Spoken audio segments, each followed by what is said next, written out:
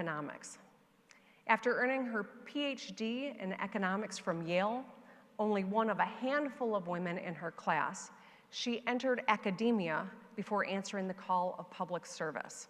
This is a woman with a resume that is long, but to highlight a few things, she was chair of the Council of Economic Advisors for President Clinton, president of the Federal Reserve Bank of San Francisco, member, vice chair, and chair of the Federal Reserve Board of Governors, and as of January 26, 2021, the Treasury Secretary of the United States. She has an incredible amount of responsibility on her shoulders, an incredible breadth of experience, and just one word can change global markets, so she has to be even more careful than I do. But I'm excited that Secretary Janet Yellen is here with us today for a conversation about small business, workforce development, and all things money. She is a strong leader with decades of experience who has been instrumental in powering our world-leading economic recovery. And I'm really excited to speak with her today. So please join me in welcoming Secretary Janet Yellen. Thank you so much, Donna. Thank you. Thank you so much. Madam Secretary, welcome to Michigan. I'm delighted to be in Michigan. Thank you so much for having me. We're all very pleased to have you. I know that there's a lot of excitement from folks here who have come to watch this conversation, and just excited to hear from you. I think you're going to kick us off, but yes, I'd like to start by asking you a question. Yes, ma'am. So, you know, President Biden and I are very proud of the Inflation Reduction Act. This was a seminal piece of legislation, the most historic legislation in our country's history to address climate change and clean energy. And I think it has especially important implications for Michigan. So my question to you is, how's it going? How are you finding implementation? Are there challenges? How is it going here in Michigan? Well, first, I'll start by saying we're so grateful for the incredible investment that has been made at the federal level. This, you know, between the administration and our great congressional delegation, we have been fortunate to be able to draw in resources into Michigan and supplement all the work that we've been focused on doing. Implementation, though, is the name of the game, and making sure that we are moving swiftly and able to distill all of the requirements to draw in the dollars. I think we've been moving fast. My direction to our team was, I want Michigan to pull in more money than any other state per capita. Move fast and let's do this. And we know we've got to outcompete other states. We know that we've been able to secure incredible resources when it comes to high-speed internet, which we saw during the pandemic, how crucial that was. Yes. And I think Michigan has been, we are the 4th highest investment in the country for our efforts on high-speed internet. We've won a lot of big battery projects recently and electric vehicle production, which is so important to the Michigan economy and as we think about the future of manufacturing. So we're really excited about this opportunity. We're already seeing these resources coming in, and we're grateful to the partners at the federal level who've helped us when there's been gray areas to try to navigate. Well, we appreciate the opportunity to partner with you. Absolutely. So now I'm going to ask you a question. So, let's talk about inflation. There's new economic data out today on inflation, and I know that you are always looking very carefully at all of the data. I know you've been on the road speaking with American workers and business leaders.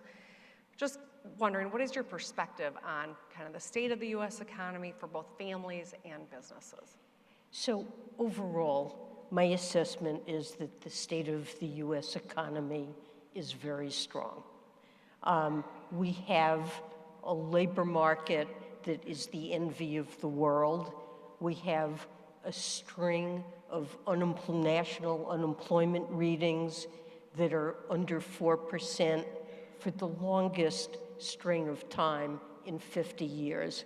people can feel confident about the job market. And economic growth is also strong. In spite of the fact that the economy had recovered and the job market was operating at something close to full employment, we still enjoyed 3.1% growth last year. And productivity growth is improving as well. And that's important over time if we can keep that up for living standards. Now, inflation, there was a report yesterday on inflation. It was a tad higher than most people were expecting. The market responded to that. But I think it is a tremendous mistake to focus on minor fluctuations in and to fail to see the longer term and bigger trend. And the trend here is that inflation is moving decisively down. We did have a burst of inflation. Really, it rose to levels we hadn't seen since the late 70s or early 80s. And Americans saw the cost of things they buy, whether it was newer used cars, gasoline, especially surged after Russia's invasion of Ukraine, huge demand for housing costs went up. Inflation has now fallen almost to levels that are consistent with the Fed's objective. And we've had a 2/3 decline in inflation. I believe in the majority of gas stations across the country, the price of gasoline is now averages under $3. It's down $1.90 off its high. The prices of familiar goods, we were shocked to see eggs rise in price. Eggs have fallen back to pretty close to pre-pandemic levels. New and used car prices and truck prices have declined as well, televisions. So some prices are falling. Inflation overall is coming back down to normal levels where it's not an issue to most people. And most importantly, wages have gone up, and they've gone up quite a lot. And they've gone up especially large amounts for lower income workers. The same report that showed a tad higher inflation that was expected showed that average hourly earnings adjusted for inflation for all private sector workers went up over the last year by 1.3%. And for blue-collar workers, they were up 1.6% just over the last year. I think the statistic that I find useful to summarize how things have gone is that for the median worker in the United States, if you compare today with 2019, the typical worker can buy exactly the same basket of goods and services. Their wages have gone up to permit that, and they have $1,400 left over on top of that to spend or save. And, you know, while Americans have been, in many surveys, down on the economy, and I think because of inflation, when you ask Americans, there was a survey just, I think, week before last by Axios.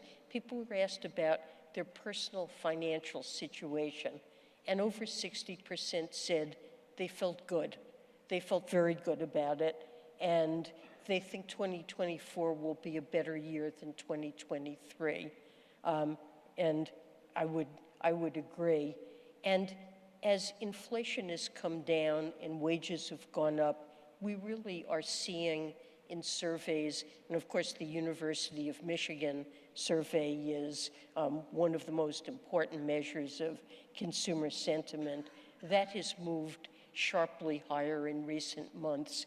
And I think Americans are beginning to feel better about the economy.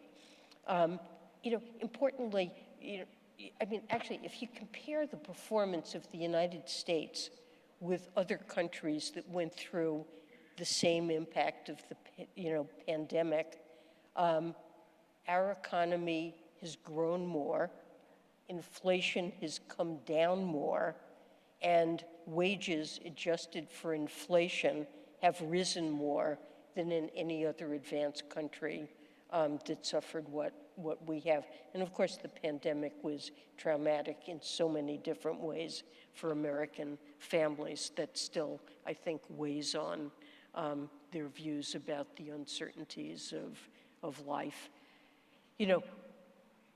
Middle-class families have had a lot of burdens, a lot of things they're worried about. They've seen over decades, especially for people without a college education, in many parts of the country, jobs have disappeared.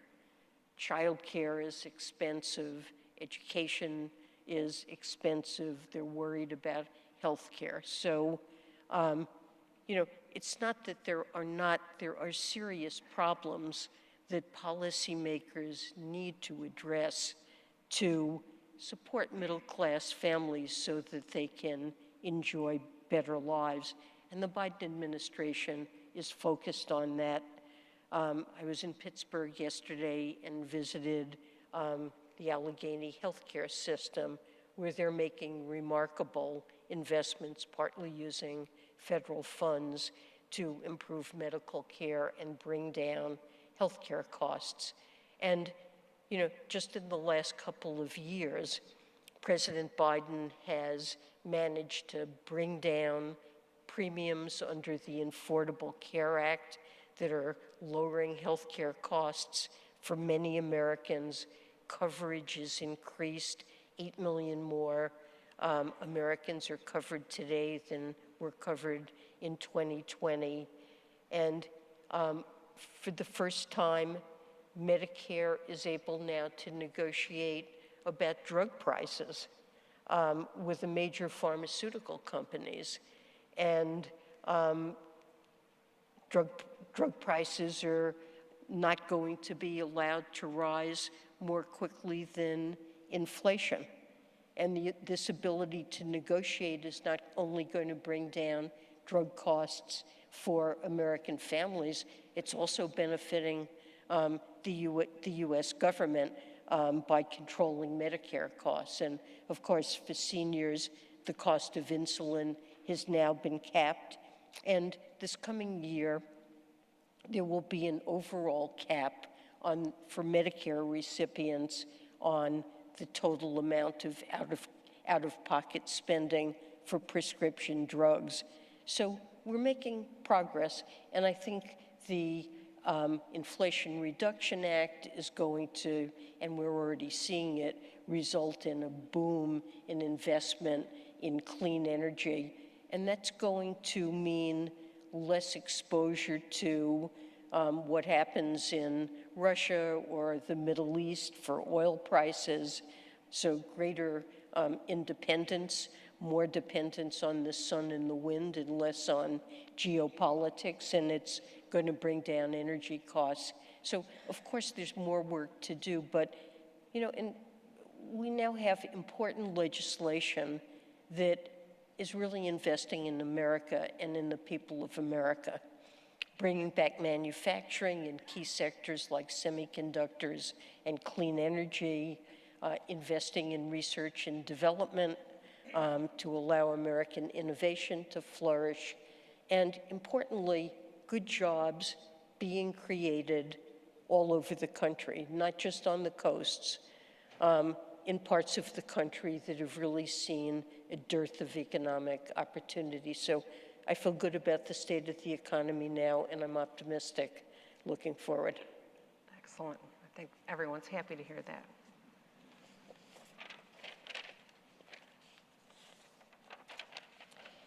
So we are seeing a surge in investment in manufacturing in many parts of the country. And I guess my question for you would be, do you think that the Midwest is going to become the future hub of advanced manufacturing?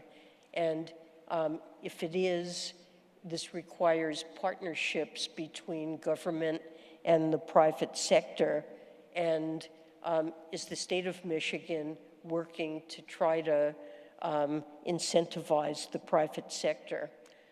And do you need some help from the federal government, or is what we've done enough? How can we help you? Yes. Now I'll ask my question of you. It's great to see so much investment in manufacturing. I think during the pandemic, we all saw very clearly it's in our national security to make sure that we are manufacturing in this country. Some of the things that I talked about with my budget that I've just introduced is sharpening Michigan's toolkit to make sure that we are incentivizing R&D here, that we are a place where you invest in your employees, you get some benefits. An innovation fund, expanding Renaissance zones.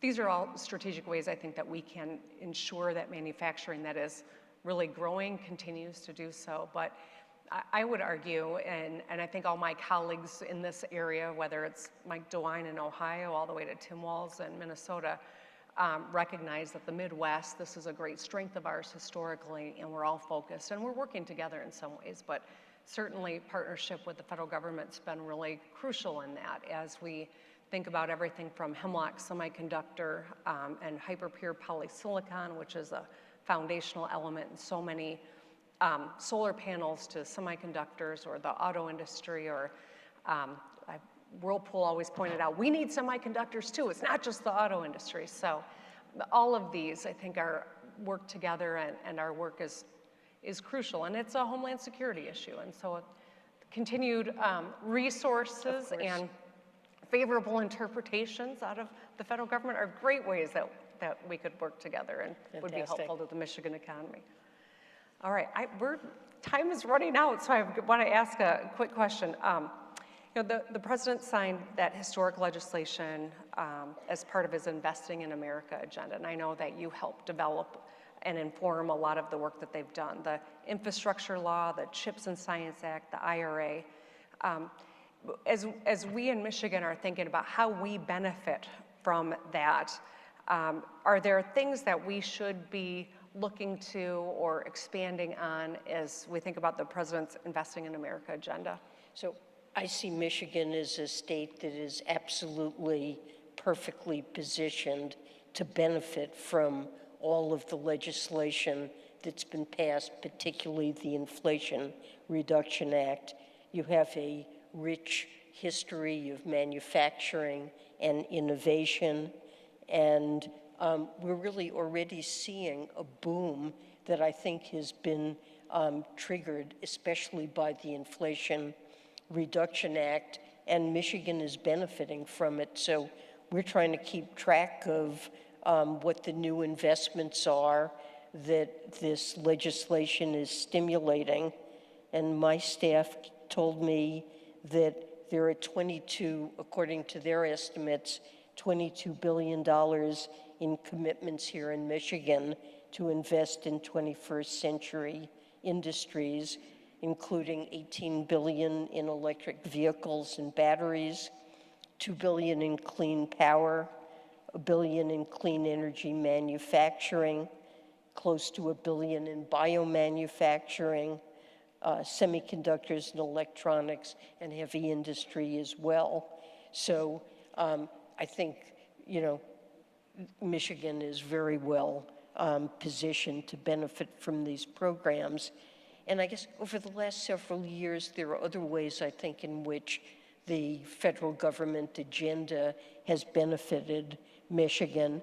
I'd start with the American Rescue Plan, that first big package that was passed when President Biden became president. We were very worried at the time about the impact of the pandemic on the budgets of state and local governments. And, you know, we saw after the financial crisis, states are hard hit. If you lack revenue, unlike the federal government, you typically have to cut expenditures. And after that financial crisis, it took a very long time for state and local government employment to regain pre-crisis levels. So $350 billion went out to state and local governments and tribal governments, and Michigan received $6.5 billion. There's a state small business credit initiative that gave Michigan close to $250 billion, and also money for high-speed internet. And so hopefully those funds have been useful. I know I've heard many examples of very good projects. There will be roughly $11 billion in spending in Michigan under the new bipartisan infrastructure law. And a lot of the spending, I believe, is really creating good jobs, and not just for people with college educations, but for people with high school education that have really seen a dearth of opportunities. So I think that those are some of the ways. A lot of powerful tools that have been given to us from the feds and great partnerships, so we appreciate that. I think Steve is going to come out, or David's going to come out and join us. Hi, David. Let's give him a round of applause, please.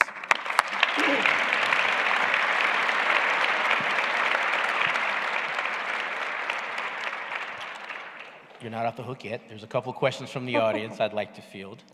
And Governor, we're going to start with you as it relates to the budget. Let's dig a little deeper into your proposed budget. How do we expand services, health, education, housing, et cetera, without raising taxes? So we've been able to do it for the last 5 years, and we're going to keep doing it. One of the things I'm really proud of in this budget, and I mentioned Rachel Eubanks, our state treasurer, Rachel, our first woman state treasurer, who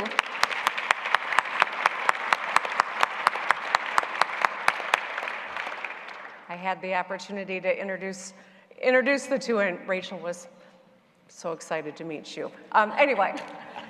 You know, we have, I think, really seen that Michigan's economy has come roaring back from the pandemic. And certainly during the pandemic, all those resources, Madam Secretary, that came via ARPA were crucial to us meeting the needs of Michigan people, but also making the investments that were long overdue. And because of that, in conjunction with a growing economy, we're in a really strong position. As I mentioned, Rachel and I went to New York and met with rating agencies this last year and told the great story of what's happening here in Michigan. Our credit rating is strong, and we've got these historic highs in terms of rainy day funds, and so our ability to show we've been pragmatic and still have the resources to invest in the education of our people and the skills attainment and workforce development, I think speaks to how strong this economy has come back. And I know lots of people in this room are seeing it. Lots of people in this room are driving it with your investments here in Michigan. But it is incredible to be able to say when we have a strong economy, we really do see how all boats are rising and we can make these long overdue investments without asking for across-the-board tax increases. So I'm proud of that, but absolutely determined to make sure that we keep going in that direction. Outstanding, thank you. Okay, for sake of time, we'll go to one more, and then we'll go to the lightning round. So this is to both of you. My final question is, how are companies upskilling their workforces to meet growing industries of the future? Madam Secretary, we'll start with you. Well, workforce development is critically important, and with respect to the federal government, we've, in the $350 billion that I mentioned that we've distributed through state and local fiscal recovery funds, there's a lot of flexibility in how the money can be used, but we've particularly emphasized workforce development programs as being a very valuable, along with housing, affordable housing, as being a very good way to use those funds.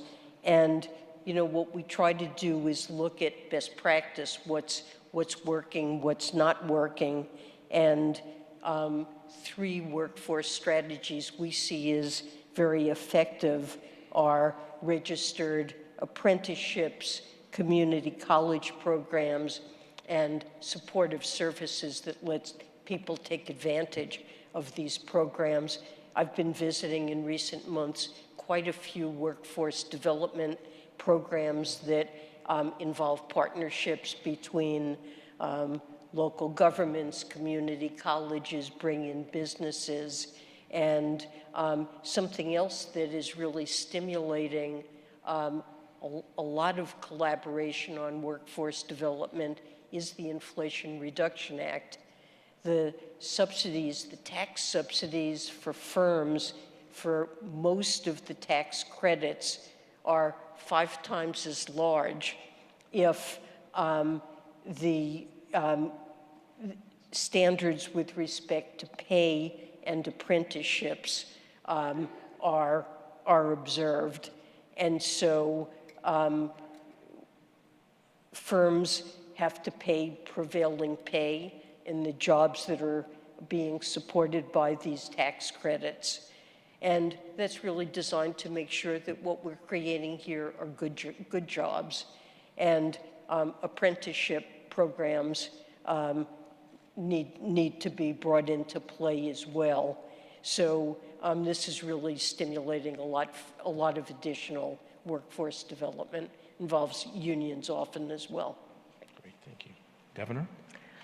A lot of what Secretary Yellen just said are things that we've been working on here in Michigan as well. The registered apprenticeships, expanding access to community college.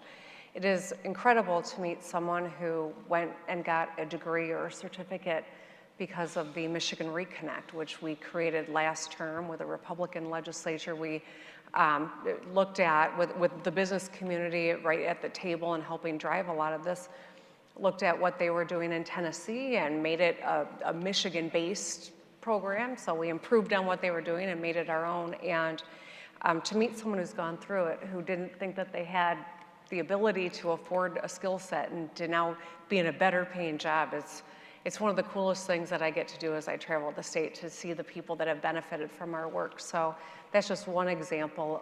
The Michigan Achievement Scholarship is another way to bring down the cost of post-high school endeavor, and I think guaranteeing 2 years of community college for all, I think is another way that we can expand those workforce development programs.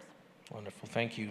So, Madam Secretary, although the state of the economy is serious and we take it serious, we like to have a little fun too. So we're going to do a couple lightning round questions for the both of you. Just about 30-second response if you could for both of you. So I'll start with you in the first question. Person you would like to have lunch with, dead or alive, and they cannot be a family member. I would choose John Maynard Keynes, who Absolutely. he changed the way all of us understand business cycles, public policy, and financial markets. And a long time ago, Richard Nixon said, "We're all Keynesians now." And I think this is really a bipartisan understanding that he really had deep insights into how economies work. Great. Governor, same question. I was going to say Ulysses S. Grant, but I had 10 minutes with the secretary before we came out here, and only 10 minutes, so I'm going to say Janet Yellen. You were very kind. That is great. So we're just going to skip to the last one because it's the most important, and we've got a little bit of time left. Advice to your 25-year-old self, Madam Secretary.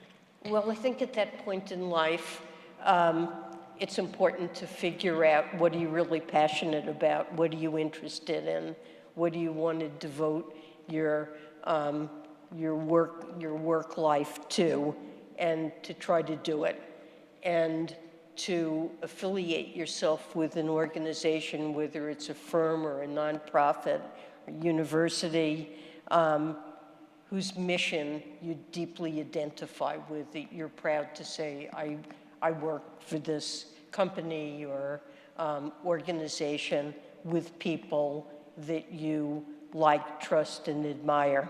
And you shouldn't be afraid to try new things, make changes in your life, learn new things along the way, and deepen your knowledge and interests. Thank you. Governor, bring us home. Well, two things immediately come to mind. Sunscreen. Grew up in the 70s and 80s and 90s, so. But I think, I love what you said, take risk, experience new things. And then a woman gave me some great advice when I was running for governor, and it was just show up as you are. And I'm grateful that there's so many women who have come before me that make it easier to do that. And I think the first always had to calculate how everyone else would be interpreted, knowing that it would impact all the others that would follow. And I'm grateful for your leadership and for all the incredible things that you've done for our country. And for me as a female leader, I have personally benefited from it. I know my daughters have as well. So thank you. Thank you so much, Outstanding. Governor. Thank you. Let's give our distinguished guest, Madam Secretary, Governor Whitmer, thank you for your time, your energy, and all that you do. Outstanding. Thank you. Outstanding. Steve, the floor is yours, sir. Thank you, David. Wow, thank you so much, Secretary Yellen and Governor Whitmer. We are so honored you chose the DEC for your remarks and presentation. Thank you. David Lewis, thank you for your important role today and your outstanding support